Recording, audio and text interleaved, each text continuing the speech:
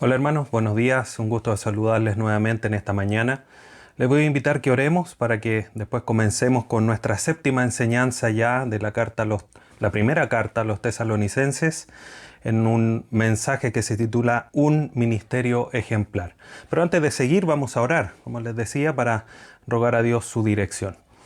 Padre Santo, te rogamos en esta mañana que en tu amor y misericordia nos abras nuestra mente para poder comprender tu palabra, Dios eterno.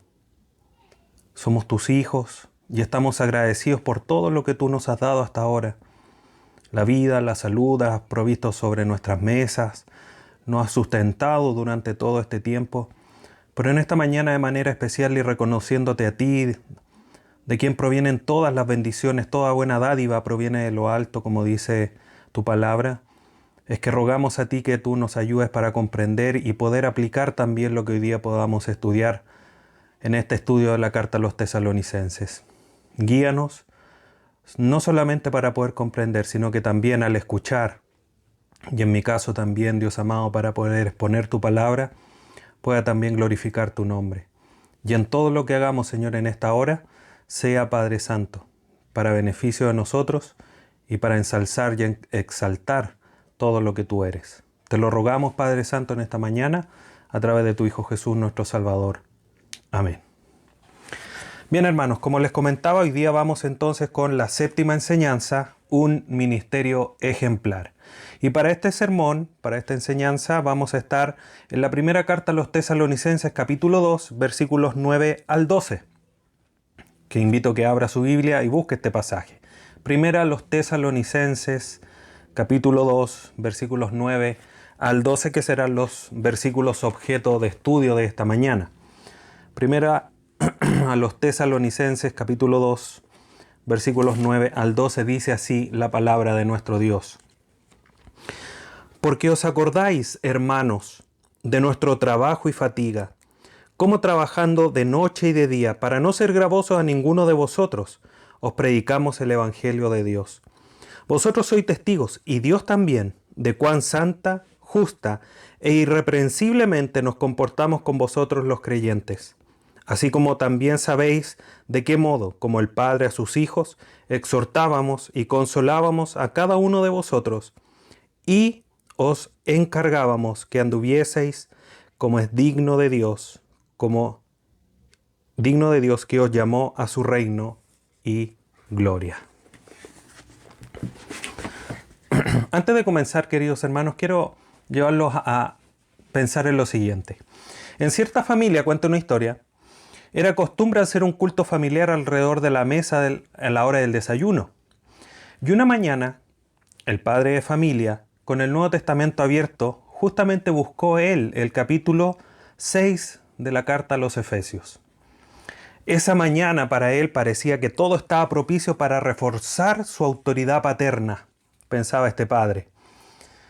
Entonces leyó aquel pasaje conocido, dice: Hijos, obedeced a vuestros padres en el Señor. El hijo de 16 años que estaba ahí en la mesa, y el padre, considerando esta oportunidad, como le decía, y como que estaba todo dado, todo estaba puesto ahí, todo coordinado para que esto pudiera ser la oportunidad propicia para reforzar su autoridad, le dijo: Hijo, este es un buen texto, escúchalo otra vez. Hijos, obedeced a vuestros padres en el Señor. Y el padre prosiguió la lectura cayendo ingenuamente en el versículo siguiente, que decía: y vosotros padres, no provoquéis a ira a vuestros hijos. Entonces el muchacho de 16 años, sin pestañear ni sonreírse, le dijo al padre: Papá, ese es un buen texto. Léelo otra vez. Nosotros, queridos hermanos, ¿cuántas veces nos hemos encontrado, quizás no en una situación similar, o quizás los que son padres se han encontrado en una situación similar,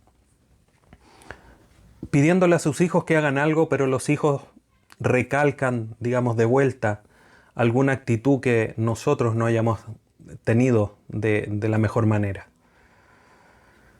Y es la verdad, y no solamente con los hijos, quizás con otros hermanos, con otras situaciones, con gente incluso fuera de la iglesia, que mencionan, muchas veces quizás con textos sacados de contexto, pero que nos refuerzan ciertas cosas. Dice, oye, pero tú no deberías hacer esto, tú eres creyente, nos dicen. Y quedamos presos. En este ejemplo, el padre, que él quería reforzar su autoridad, quedó preso porque finalmente él no estaba siendo un ejemplo para su hijo al no llevarlo a la ira, que es lo que podemos entender de cómo se sucedió esta historia que les acabo de contar. Entonces, queridos hermanos, nosotros, ¿cómo es que estamos viviendo la vida cristiana? Pablo les menciona en el texto que vamos a ver que tienen que ser ejemplo, que él vivió un ministerio ejemplar, para que los hermanos también lo viviesen. También como un refuerzo en una defensa a lo que estaba viviendo Pablo. Pero hoy día, a través de este ejemplo que Pablo les dejó a la iglesia en Tesalónica, también nosotros, primero, el pastor de la iglesia, el liderazgo de la iglesia, los ancianos de la iglesia, una mirada, una evaluación propia de cómo es que nos estamos conduciendo para dirigir a la iglesia, o cómo me estoy conduciendo para dirigir a la iglesia. Pero también para los hermanos.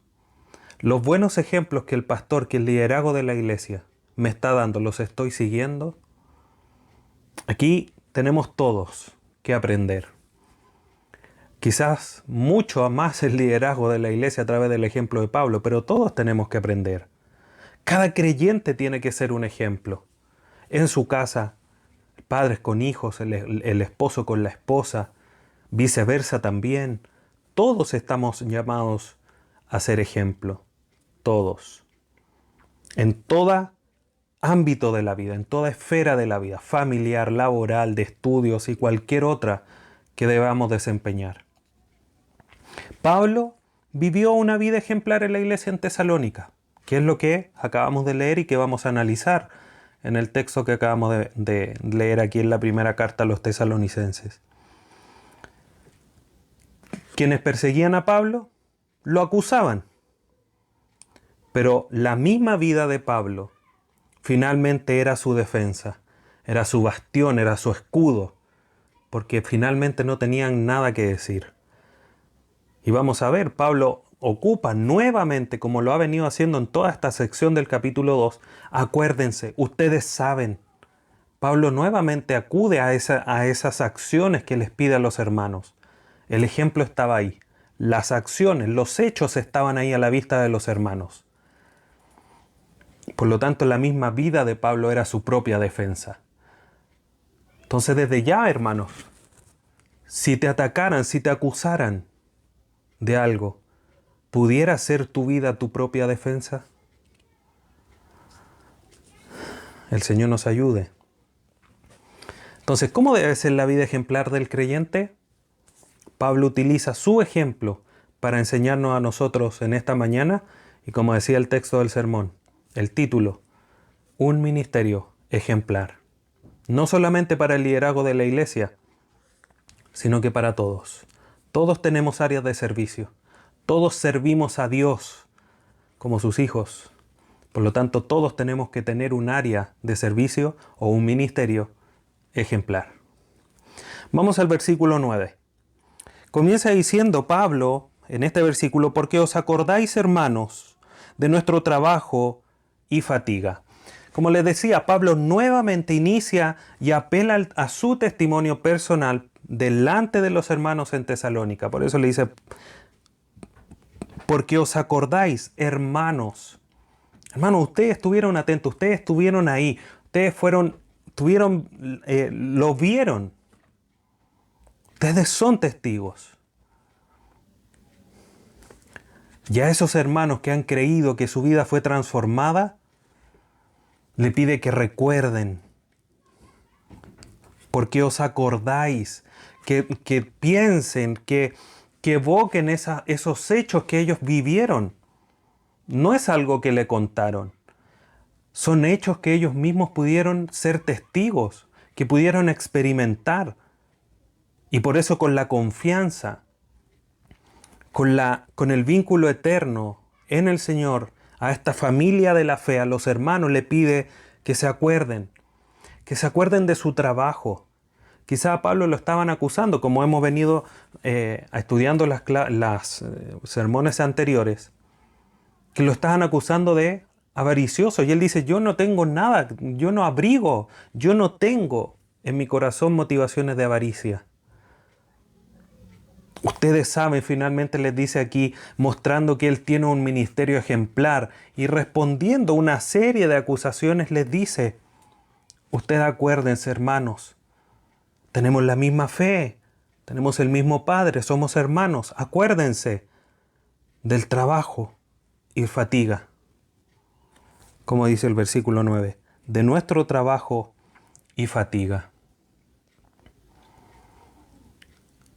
Y es interesante porque Pablo no es que quiere que se acuerden de cualquier trabajo, de cualquier acción.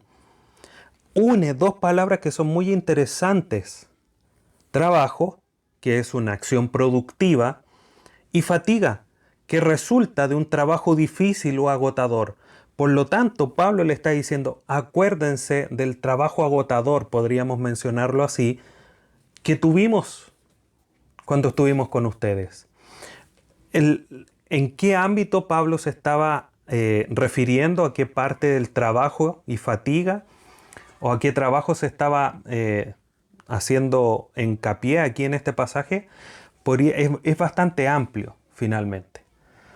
Pero se piensa y se llega a la conclusión que finalmente no le estaba diciendo que era la predicación del Evangelio, que era un trabajo muy arduo, sino que era para él mantenerse por el contexto anterior que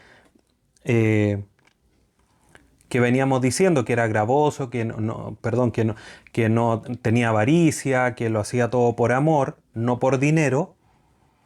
Pablo ahora habla nuevamente de que recuerden su trabajo y fatiga, y vamos a ver de manera posterior él menciona que no quería ser gravoso.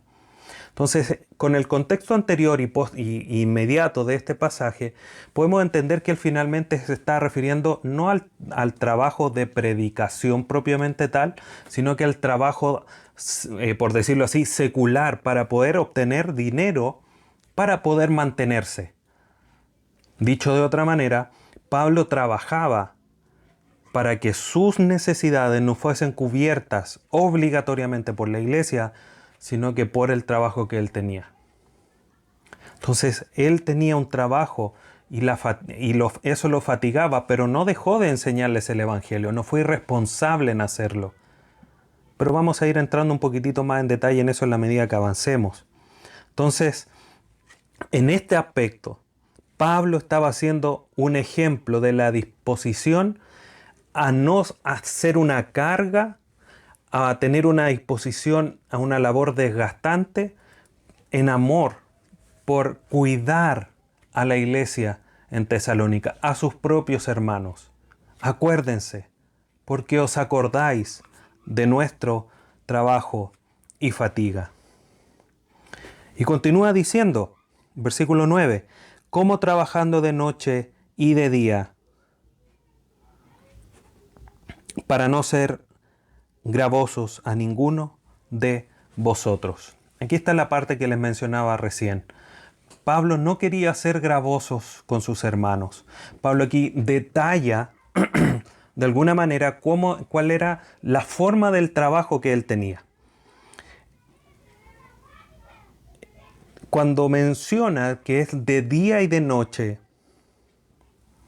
no necesariamente significa que trabajaban 24 horas al día. Lo que significa y lo que generalmente los teólogos llegan a un acuerdo en este pasaje es que finalmente tenían largas horas, una larga jornada de trabajo, desde muy temprano en la mañana hasta altas horas de la noche, para trabajar y también para predicar el Evangelio. Entendiendo que cuando Pablo trabaja, los hermanos están siendo testigos, por eso les dice, acuérdense. Acuérdense que yo trabajaba largas horas de trabajo para mantenerme y también para predicarles. Y eso de alguna manera manifiesta ese ministerio desinteresado en el amor al dinero, como lo mencionamos la vez anterior. No hay avaricia, no hay amor por el dinero, no quiere ser gravoso, como menciona acá a los hermanos. La palabra gravoso, que viene del griego epibaresai, significa angustiar financieramente. Es interesante esto, hermanos. Pablo, siendo un apóstol, como lo mencionó anteriormente, aunque yo soy apóstol, no quiero de alguna forma forzarlos. Aquí Pablo menciona, no quiero ser gravoso con ustedes, no quiero aplicarles, no quiero imponer sobre ustedes una angustia financiera de tener que mantenerme a mí. Pablo tenía de cierta manera todo el derecho, era el fundador de la iglesia, era el apóstol, se dedicaba 100% de su vida a poder trabajar en el ministerio. Pero de alguna manera Pablo también encontraba estos espacios, estos momentos necesarios para poder trabajar y no ser una carga, que finalmente, como podemos entender gravoso, no ser una carga a los hermanos, para que los hermanos también pudiesen vivir una vida tranquila financieramente hablando, poder mantener a sus familias, cubrir sus necesidades. Entonces Pablo prefería mantenerse en jornadas de trabajo prolongadas y lograr así su sustento, que los hermanos vivieran afligidos por tener que mantener al apóstol o al equipo misionero. Y esto manifiesta este amor, esta vida desinteresada, esta preocupación finalmente que tiene por los hermanos en Tesalónica. Porque la preocupación no es solamente predicarle el evangelio, que ellos maduren, sino que también resguardarlos a ellos en su integridad, incluso financiera. Quizás para que no se endeudaran, quizás para que pudiesen dar a la obra no con una imposición, sino que con amor, con dedicación, con una buena decisión de dar a la obra. Y en medio de esta larga jornada de trabajo, angustiante jornada de trabajo, desgastante, no solamente Pablo trabajaba, sino que también al final del versículo 9 les dice, os predicamos el Evangelio de Dios. O sea, en medio de eso, Pablo les difundía la verdad, no dejaba de cumplir con su trabajo. A pesar de las largas horas de trabajo, otros pasajes mencionan que Pablo se dedicaba a hacer carpas, tiendas, y a pesar de que Pablo hacía eso, dedicaba un tiempo a enseñar a los hermanos, a estar con ellos. Y él finalmente lo que estaba haciendo con todo esto era defender la verdad de Dios de ser acusada. Como hoy muchas veces es acusada la palabra de Dios en muchas iglesias, donde el liderazgo de esas iglesias ocupa a los fieles, a los creyentes, solamente para enriquecerse, con malos manejos del dinero.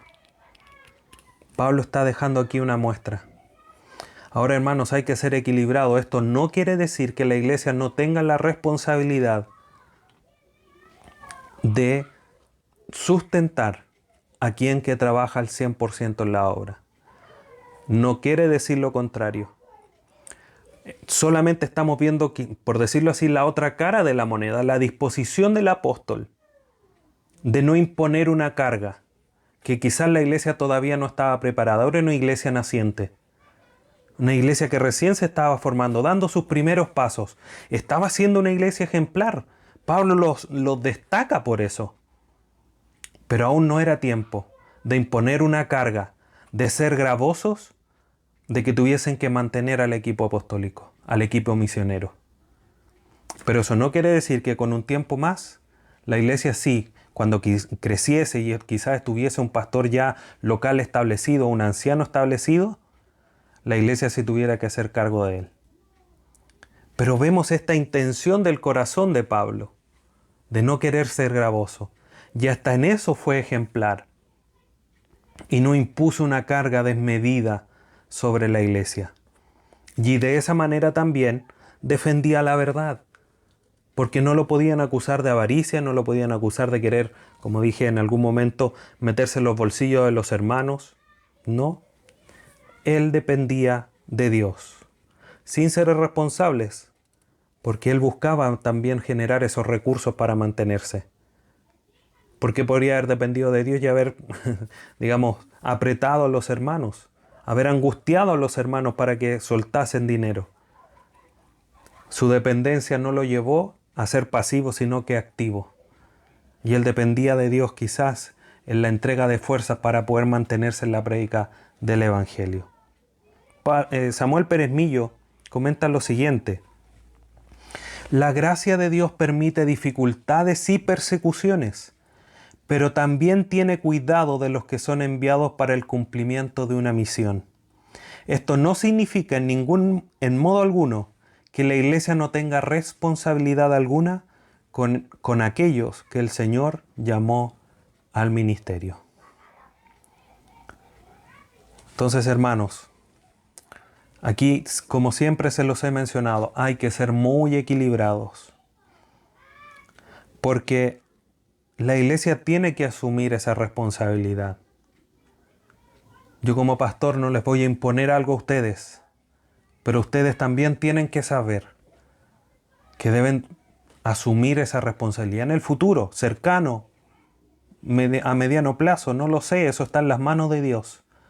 Pero tienen que asumir esa responsabilidad. Somos una iglesia naciente. No es ahora el momento de ser gravosos y imponer una carga. El momento el Señor lo indicará. Pero no puedo ser irresponsable en decirles que no lo deban hacer. Aquí el ejemplo está, porque Pablo en otras cartas les enseñó, por ejemplo a Timoteo, que el que enseña es digno de un doble honor, que significa, de cierta manera, que lo tengan en consideración para la mantención, como en otros pasajes también lo menciona. Entonces hay que cuidar, hermanos, nuestras intenciones, así también cuidamos el Evangelio. Y para el liderazgo siempre tenemos que tener en cuenta nosotros que las responsabilidades no son el pie para el abuso, como sucede en muchas otras iglesias, donde se entiende que la responsabilidad de la iglesia es mantenerlo y se abusa de esa responsabilidad que tiene la iglesia. No, hermanos. Ese no es el camino. No es lo que Dios indica. Y Pablo nos está dejando ejemplo en este pasaje. Versículo 10. Vosotros sois testigos y Dios también. Miren, hermanos, lo potente de la vida ejemplar y del ministerio ejemplar, no solamente en los términos financieros de Pablo, sino que hay una conducta que Pablo dejó pegada en sus mentes, en la mente de los hermanos en Tesalónica, y llega a ser tal que no solamente le dice, acuérdense cómo nos conducimos, ustedes son testigos de nuestro trabajo y fatiga, etcétera, etcétera, sino que ahora le dice, vosotros sois testigos y además nuevamente suma a Dios, dice, y Dios también. Ahí en el versículo 5 de este mismo capítulo dice, Pablo toma a Dios también como testigo, lo vuelve a hacer ahora. Tan potente es la vida ejemplar que llevaba Pablo que él es capaz de volver a citarle a los hermanos en todos los aspectos económicos, en los aspectos de vida santa, en los aspectos de motivación de su corazón. Ahora les dice, ellos eran testigos del comportamiento ejemplar del equipo misionero. Vosotros sois testigos y Dios también. ¿De qué son testigos? De cuán santa, justa e irreprensiblemente nos comportamos con vosotros, los creyentes. Entonces, ustedes son testigos y Dios también son testigos de esta conducta, de este comportamiento, de cuán santa, justa e irreprensiblemente nos comportamos. Tres grandes elementos de la vida ejemplar que Pablo llevó y que como ejemplo de liderazgo nosotros hoy día los pastores debemos de llevarlas para que ustedes, hermanos, también puedan llevarlas. ¿Cuáles son estos tres elementos? Primero, santa, que habla de la pureza. Cuando hablamos de santa o santidad, hablamos de una vida separada, separados del mundo, sus principios alejados de Dios. Y una vida santa también, mirándola desde la otra perspectiva, es una vida separada de eso para vivir para Dios y sus principios. Finalmente, una vida santa se hace mención cuando se vive alejado del pecado. Y es a eso lo que hemos sido llamados nosotros, para vivir conforme a la voluntad de Dios, para vivir haciendo las buenas obras que Él preparó de antemano, como ya hemos estudiado. Santa quiere decir, insisto, pureza. Una vida separada de este mundo.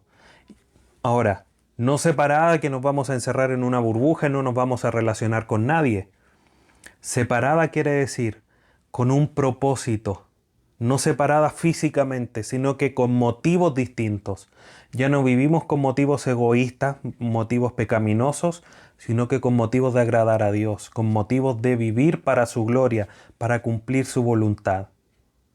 Una vida santa. Pablo llevaba una vida santa. El equipo misionero llevaba una vida santa. Lo acusaban de inmoralidad. Ya lo vimos. Y él dijo, no, yo no me conduzco por inmoralidades o impurezas. Un comportamiento santo. Y también llevaban un comportamiento justo, que quiere decir recto. Son términos que quizás son muy parecidos, pero que no son iguales. Cuando hablamos de una vida justa, está esto estrechamente ligado con la justificación, con la justicia imputada hacia nosotros de Dios. Dios nos hace justos. Por lo tanto, si Dios nos ha hecho justos, nos ha justificado, nosotros hoy día, al vivir justamente, quiere decir que practicamos esa vida justa que es conforme a las normas de Dios. Dicho de otra forma, es ajustarse a la forma de vida propia del reino. Hemos sido transformados. Hemos pasado de la luz a las tinieblas, pasado de muerte a vida. Y ahora formamos parte de una familia, por lo tanto debemos conducirnos de esa manera.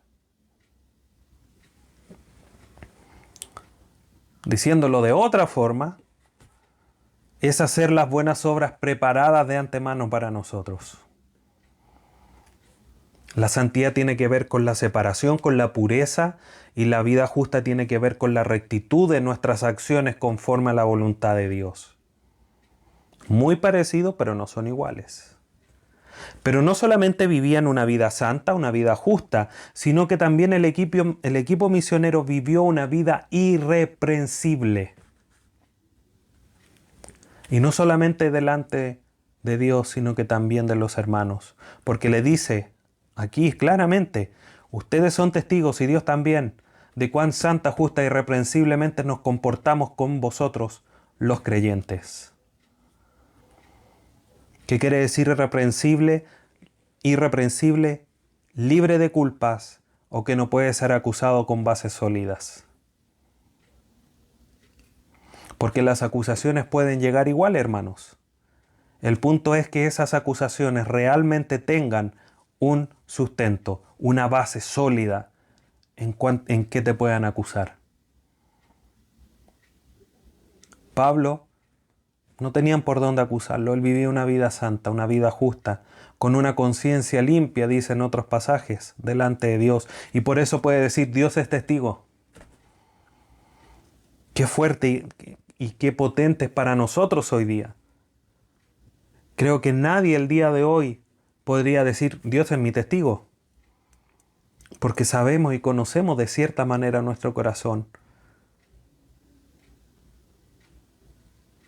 A lo mejor puede sonar incluso un poco arrogante decir, Dios es mi testigo, yo me comporto santamente. Pero ojalá algún día lo podamos hacer, hermanos, porque no es arrogancia. Es apegarse a las normas de Dios y tener tal temor de Dios que eso nos empuja a llevar una vida santa, una vida justa, una vida irreprensible.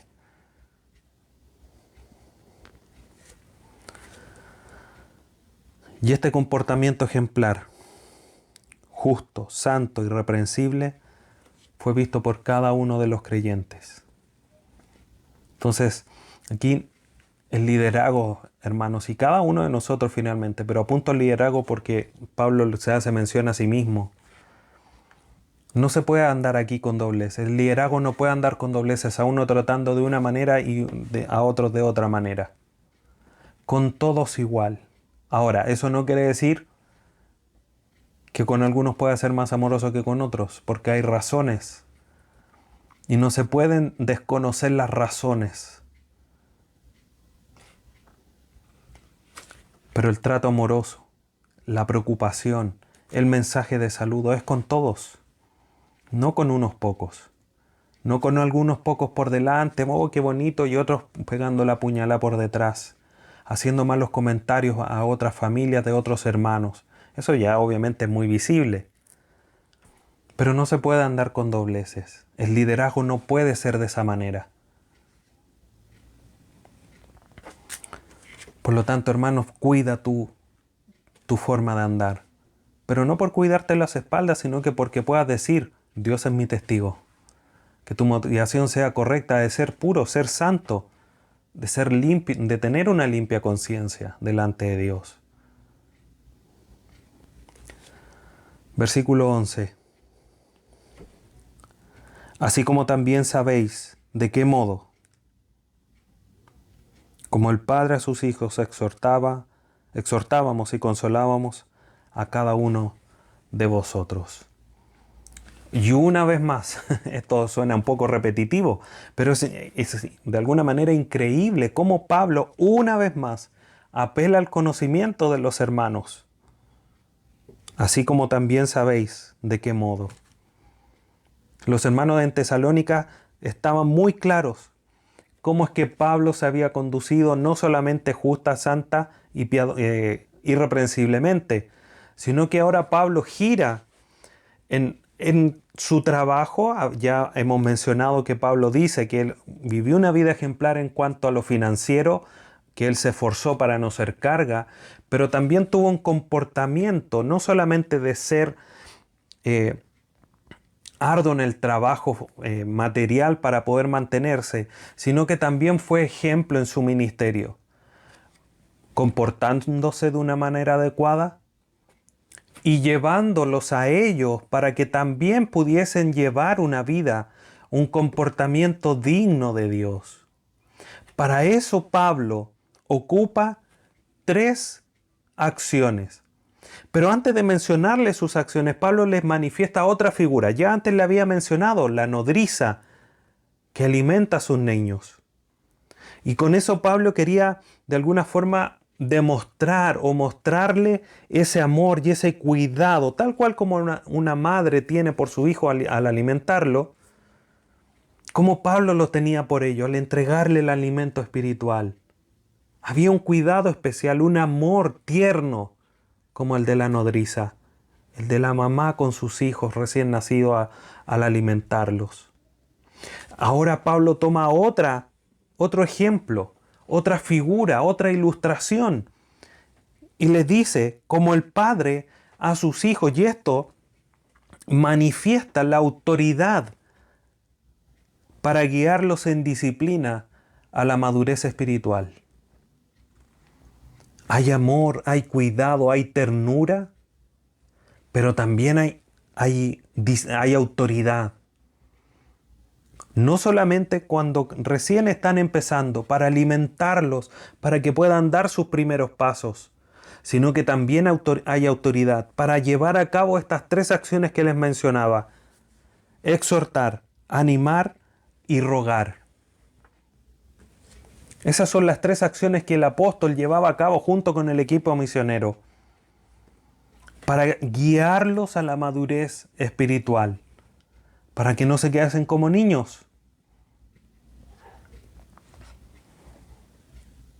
La primera acción, exhortar, que tiene que ver con alentar o animar.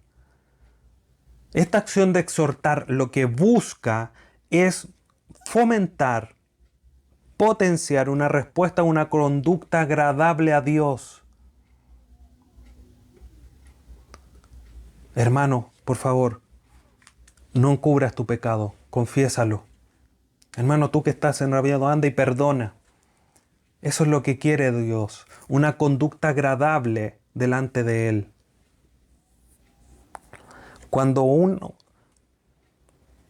alguien exhorta, porque esto no es algo exclusivo del pastor o del liderazgo de la iglesia, sino que exhortaos los unos a los otros, dice el pasaje. Es una labor que todos tenemos que hacer con todos. Cuando tú exhortas, estás buscando que tu hermano tenga una conducta agradable delante de los ojos de Dios. Hermano, ¿por qué te enojas? Anda, pídele perdón. Hermano, ¿por qué eres tan áspero? Sé más tierno. Conductas agradables delante de los ojos de Dios. Y tenemos también que nosotros saber recepcionarlas, pero eso es tema de otro pasaje, no quiero desviarme en esta mañana. Entonces, exhortar. Pablo exhortaba. Esto, hermanos, de exhortar y de guiar para que el hermano pueda dar una respuesta o tener una conducta adecuada, agradable a Dios, no anula la disciplina y la amonestación. Porque si alguien se pone rebelde, hay que llegar a esas instancias. La exhortación primaria es para no llegar a eso. Pero si se sigue siendo rebelde y persistente en llevar una conducta pecaminosa, se tiene que llegar a la disciplina y a la amonestación. Por lo tanto, la exhortación, hermanos, siempre debe ser con un espíritu de amor y alentador, que es de alguna manera el ámbito en el que se mueve esta palabra, de alentar, de animar. Mira, hermano, si tú haces esto te vas a sentir mucho mejor, vas a agradar a Dios, vas a exaltar a Dios en tu vida porque es lo que Dios manda. Mira este versículo. Alentar. Tiene esa connotación la palabra exhortar. Esa es la primera acción. La segunda habla de consolar, que tiene también rasgos de animar, pero parte no de la base de una vida pecaminosa, sino que parte de la presencia de dolor y de sufrimiento en la vida de alguien. En medio del dolor y del padecimiento es necesario animar a los hermanos para que en medio de esa situación difícil nazca o se adquiera un mayor deseo de un compromiso con Dios. En medio de una enfermedad, en medio de alguna pérdida importante, seguir adelante. Entonces, si bien tienen connotaciones muy parecidas, desde el punto de partida es distinto. Yo consuelo cuando alguien está en dolor, padeciendo. Exhorto cuando alguien está llevando una conducta que no es agradable delante de los ojos de Dios. Las palabras de aliento deben estar siempre en la boca del liderazgo de la iglesia y también de los hermanos, porque todos tenemos que consolarnos. Pablo menciona en la carta a los Corintios que con la consolación que ustedes han sido consolados deben consolar a los otros. O lo menciona diciendo, ustedes han sido consolados para que la consolación que han recibido puedan consolar a otros. Por lo tanto, es un trabajo de todos, de consolarnos, de animarnos. Samuel Pérez Millos menciona y comenta lo siguiente: el ejercicio de autoridad no es la búsqueda de la obediencia incondicional, sino el trato que procura la correcta orientación de la vida del hijo conforme a lo que la palabra establece. Esa es la guía. Por eso la palabra de Dios tiene que ser siempre las palabras que inunden nuestra boca para exhortar y para consolar. Siempre buscando que la vida del hermano sea más conforme a lo que Dios demanda en su palabra. No a principios del pastor, no porque el pastor quiere, no porque el pastor... No, lo que la palabra de Dios dice. Entonces hay que poner mucho cuidado, hermanos. Dios me libre algún día de buscar la obediencia incondicional de ustedes hacia mí. Mi labor es que ustedes obedezcan la palabra de Dios, no a mí. Y la obediencia a mí va a estar sujeta a que yo predique la palabra de Dios, y el día que no lo hagan no tienen por qué obedecerme, porque me he desviado. Y Dios me libre también de eso. Solo una anotación que es interesante de ver aquí. La labor pastoral es individual con cada creyente, porque esto, como lo realiza Pablo aquí, es uno a uno con los creyentes, los exhorta, los consuela. No todos estaban dolidos por algo. Quizás eran 3 o 4 la partida de algún familiar, por ejemplo. Una persona porque perdió su trabajo y no va a tener un sustento. Lo consuela. Lo exhorta a 1 o 2 porque están llevando una vida pecaminosa. Esa labor es pastoral, uno a uno, distinta a la del maestro, que es la que yo estoy ocupando ahora de manera particular, enseñándoles, y que lo estoy haciendo de manera general a toda la iglesia. Me pareció muy interesante esa distinción que podemos notar en todos estos pasajes, y por eso se la quería hacer notar. Justamente a razón de esto de la obediencia incondicional que comenta Samuel Pérez Millos, que lamentablemente muchos pastores buscan, entretejido entre medio de la palabra, sus motivaciones salen a relucir de una obediencia incondicional al pastor y no a la palabra. Versículo 12. En este versículo encontramos nosotros la tercera acción. Tenemos exhortar, tenemos consolar, y ahora Pablo menciona, encargamos que anduvieses. Ese encargábamos habla de un llamado enérgico, de un ruego potente, de un mandato con una intensidad que busca conseguir una determinada respuesta. Es como un llamado de atención. Es un ruego tan fuerte, con tanta pasión, que lleva a comportarse a las personas en una línea de principios que están obviamente conforme a los principios de Dios. Entonces, Pablo no solamente exhorta, no solamente consuela, sino que también les ruega de una manera potente para que ellos se comporten, como dice el texto. Yo os encargábamos que anduvieseis como es digno de Dios.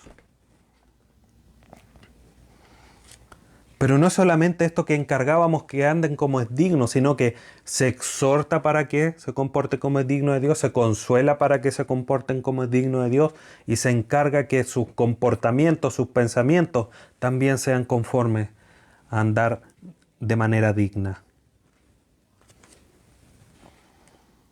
Cada creyente debe tener un comportamiento apropiado o meritoria de quien los ha llamado.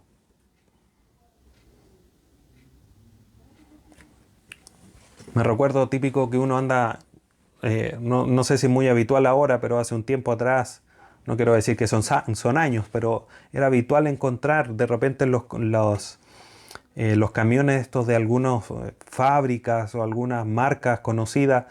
En la parte de atrás dice: si conduzco mal, llame a tal parte.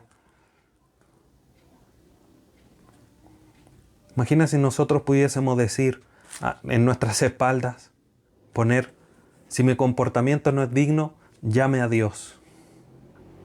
¿Cuántas llamadas tendría Dios de tu vida si tuviésemos un letrero puesto en la espalda de esas características? ¿Cuántos reclamos tendría Dios porque no tenemos un comportamiento digno, como Él está demandando de su palabra? Siempre el norte o el objetivo del comportamiento es Dios, hermanos. Porque Él es mismo el que mandó el mensaje. Pablo dice, les predico el evangelio de Dios. Ahora le dice para que se comporten como es digno de Dios, el mismo que mandó el mensaje, que los transformó. Ahora tienen que comportarse de una manera digna. Y Pablo sella este comportamiento de una manera ejemplar que cada creyente debe vivir y que Él lo llevó.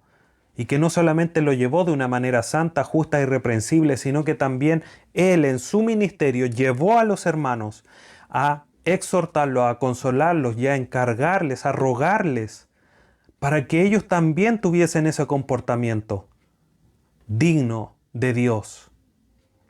Pero Pablo les pega, por decirlo así, una estocada final, para que este pensamiento, este llamado de que se comportasen de una manera ejemplar, de una manera digna del Señor, les quedara en su mente de manera permanente, diciéndoles al final del versículo 12, que os llamó a su reino y gloria. Hermanos, tu comportamiento, el comportamiento de cada creyente debe ser digno, justo, santo e irreprensible, porque Dios es quien te ha llamado. Esa es la razón final de por qué tienes que comportarte de una manera adecuada. No hay mayor razón que esa. Si eso no basta para ti, no hay otra razón más potente. Dios te ha llamado, te ha rescatado, te ha dado vida en medio de la muerte, te ha trasladado de la luz, de las tinieblas a la luz, dándonos una nueva posición, como dice la primera carta de Pedro capítulo 2. Todo lo viejo pasó, todas las cosas son hechas nuevas, 2 Corintios 5, 17. Nos ha dado una nueva posición, Dios. Ahora tú tienes que vivir de esa manera adecuada, porque ya no estás muerto, estás vivo, ya no tienes cosas viejas, sino que todo ha sido hecho nuevo.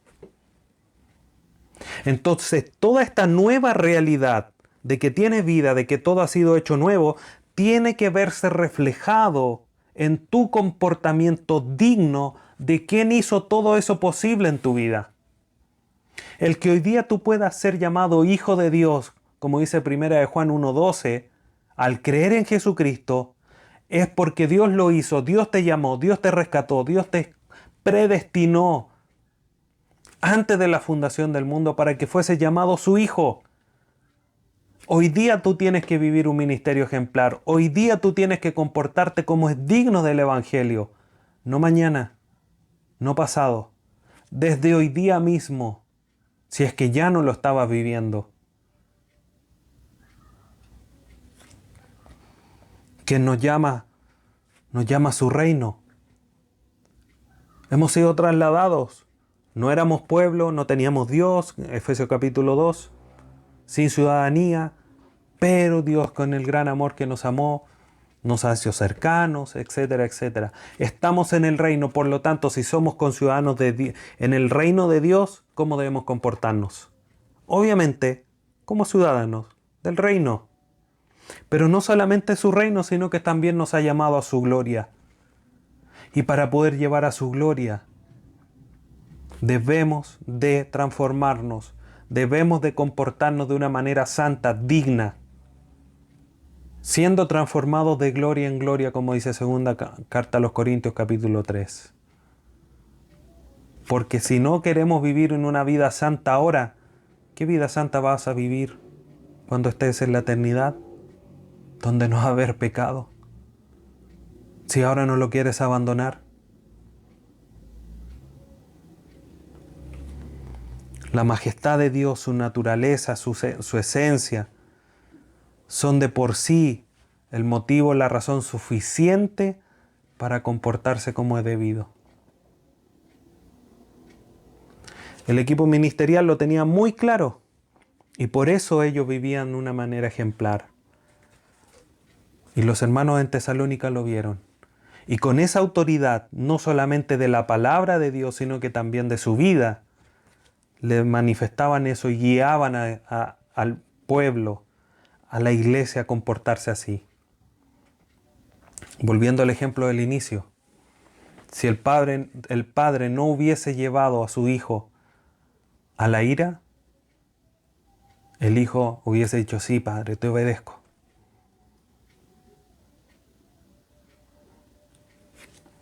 Entonces, queridos hermanos, para ir concluyendo, ¿está siendo nuestra vida una vida ejemplar?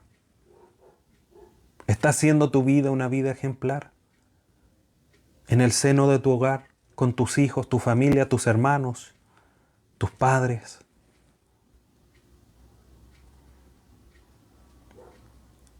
¿Está siendo tu compromiso digno de quien te llamó? ¿Estás viviendo la vida de aquel que te llamó, del Dios eterno, el que gobierna todo lo que todo lo creado? ¿Has considerado profundamente el llamado de Dios en tu vida y sus efectos? Como lo mencionaba recién, Dios te llamó de las tinieblas a su luz admirable. ¿Por qué sigues viviendo como si estuvieses en las tinieblas? O si estuvieses en penumbras. ¿Estás caminando como un hijo de Dios? ¿Te estás esforzando para eso? Todos batallamos con algunas áreas débiles, algunas áreas de pecado en nuestra vida. ¿Pero estás batallando? ¿Puedes decir que estás ganando la batalla? ¿Cómo está tu esfuerzo para ir transformando tu vida a la semejanza de Cristo? Que Dios nos ayude, queridos hermanos, para todos nosotros. Yo como pastor de ustedes, para poder vivir la vida santa, justa, irreprensible, delante de Dios primeramente y también de ustedes, para que con amor, pero también con la autoridad delegada de parte de Dios, pueda yo también exhortarles, consolarles y rogarles que se puedan comportar de manera digna. Pero también ustedes deben llevar una vida justa, santa e irreprensible, para que también ustedes puedan a sus hermanos en la fe, sin rehuir yo mi responsabilidad principal, pero ustedes también son llamados a exhortarse los unos a los otros, a consolarse y animarse a vivir la vida santa. A que todos, hermanos, como iglesia seamos una iglesia ejemplar, no para gloria de nosotros, sino para la gloria de aquel que nos llamó a su gloria y a su reino. El Señor nos ayude, hermanos. El Señor te ayude y nos fortalezca para poder vivir de esta manera. Una vida santa, una vida fiel, cada día más apegada a sus principios. Inclina tu rostro y oremos a nuestro Dios. Padre Santo, te agradecemos en esta mañana por tu palabra, que nos confronta fuertemente, porque muchas veces no consideramos ese llamado tan grande, ese cambio de vida que tú has hecho posible en nosotros a través del Evangelio. Y seguimos viviendo muchos aspectos de nuestra vida alejados de ti, como si no estuviésemos en las tinieblas. Perdónanos por eso, Dios amado. Perdona nuestras faltas, nuestras debilidades, nuestros pecados. Y gracias porque nos exhortas a vivir una vida santa, a vivir una vida ejemplar. Dios eterno, te ruego que me ayudes para vivir una vida ejemplar y ser ejemplo para mis hermanos. Y así también poder glorificar tu nombre en mi vida cada día de una mayor manera. Y te ruego también por mis hermanos, para que tú también les ayudes a vivir vidas ejemplares, no solamente para su hogar, sino que también para sus vecinos y por qué no también para sus propios hermanos en la fe. Y en todo esto, Dios eterno, tu nombre sea glorificado. porque tú eres quien nos ha llamado a tu gloria y a tu reino. Sin nosotros merecerlo, así tú lo has hecho y te agradecemos profundamente por eso. Ayúdanos, Padre Santo, danos la sabiduría para poder poner tu palabra en práctica y poder conducirnos cada día de una mejor manera. Te agradecemos, Padre Santo, en esta mañana, por los méritos de tu Hijo Jesús. Amén.